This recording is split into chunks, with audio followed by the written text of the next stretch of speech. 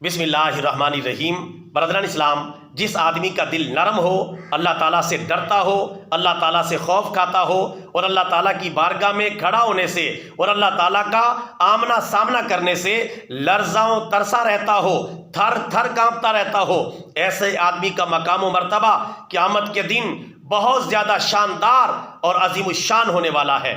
جیسا کہ اللہ تعالیٰ پارہ نمبر 27 سورہ رحمان کی آیت نمبر 46 میں ارشاد فرماتا ہے، وَلِمَنْ خَافَ مَقَامَ رَبِّهِ جَنَّتَانِ، اور وہ آدمی جو اپنے رب کی بارگاہ میں کھڑا ہونے سے ڈر گیا، اس کے لیے 2 جنتیں ہیں، 2 جنتیں۔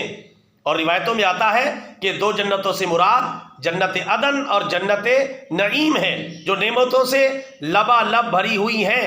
یہ اس آدمی کے لیے ہیں جو اللہ تعالیٰ سے ڈرتا ہے اور اللہ تعالیٰ کی بارگاہ میں کھڑا ہونے سے خوف کھاتا ہے۔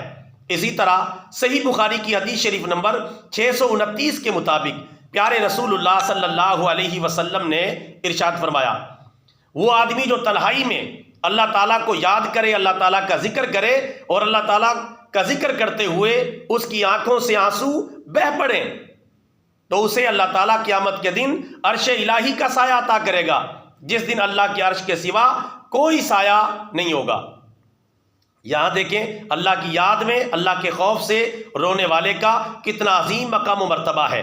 اسی طرح جامع ترمذی کی حدیث شریف نمبر 2311 کے مطابق پیارے رسول اللہ صلی اللہ علیہ وسلم نے ارشاد فرمایا، اللہ تعالیٰ سے ڈرنے والے اور ڈر کر رونے والے آدمی کا جہنم میں داخلہ اسی طرح محال ہے جس طرح تھنوں کے اندر دودھ کا واپس جانا محال ہے۔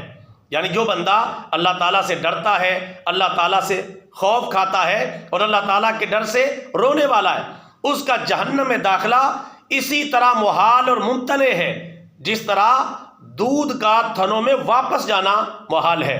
یعنی انشاءاللہ وہ لازماً جہنم سے بچ جائے گا اور اللہ کی جنت میں چلا جائے گا۔ اور جو بندہ اللہ کی جنت میں چلا گیا تو ساری نعمتیں اللہ تعالیٰ کی جنت ہی میں دستیاب ہیں، چھوٹی نعمت ہو یا بڑی نعمت ہو، اور سب سے بڑی نعمت تو اللہ تعالیٰ کے دیدار کی نعمت ہے۔ انشاءاللہ وہ نعمت بھی اللہ تعالیٰ اپنی ذات سے ڈرنے والے اپنے بندے کو عطا فرمائے گا۔ اللہ تعالیٰ ہمیں اپنا خوف عطا فرمائے، اپنا ڈر عطا فرمائے، اور اللہ تعالیٰ ہم سب کو جہنم سے بچا کر جنت کا داخلہ ہمیں نصیب فرمائے۔ آمین۔ وما علینا الا البلاغ المبین۔